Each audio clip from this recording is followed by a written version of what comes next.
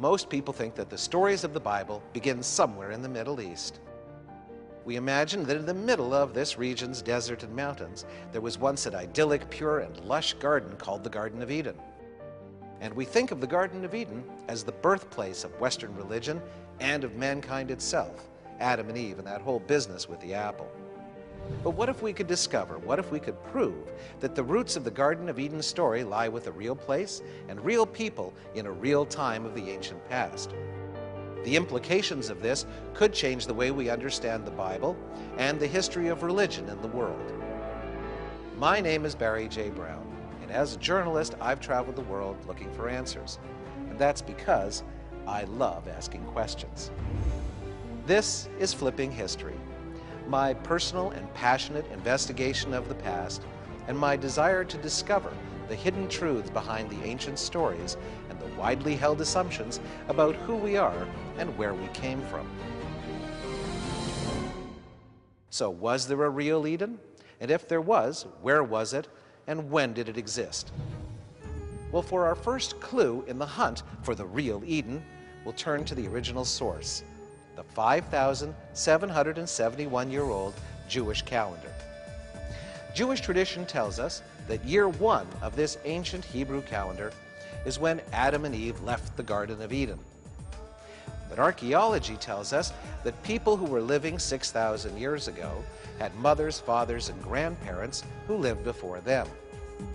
So was there something else that happened 60 centuries ago that started this story? And if so, where do we look for our second clue?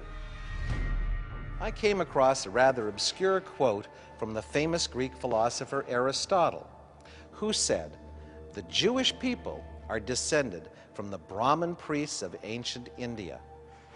And he's not the only one. Many Bible scholars, the early church fathers, and Josephus, the Jewish historian of ancient Rome, all make the same claim, that when the Bible describes the Garden of Eden, one of the rivers mentioned is the Ganges River, and the land is India. Is this possible? Was ancient India the land described as Eden by the authors of the Bible? Was ancient India at one time the center of a global civilization so abundant in spiritual and material riches that it was remembered through countless generations as a Garden of Eden? Nearly 6,000 years ago, the Ganges River Valley civilization was the center of a vast global trading empire that included at least 70 different cultures and races. And this was a world without religion, without idols, without temples, and without priests. It was a time when spiritual knowledge was free. And because there were no religions to divide people, each person naturally understood that they had their own individual relationship with God. But all that would change with the most horrific war of the ancient world, India's Kurukshetra War.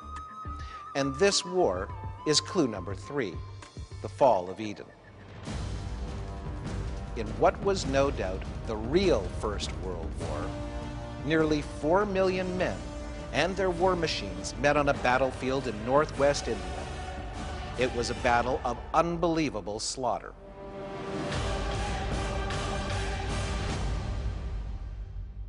And in its bloody wake, the old empire collapsed, and refugees began to move west from the dying paradise of the Ganges River 2,000 miles away to the Indus River Valley.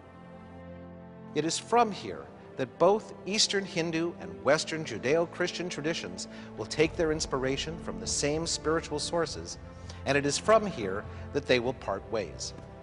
For it is into this new world of idols, temples, and priests that a man named Noah will be born, and from his descendants will come the Hebrews, the Israelites, and the Bible.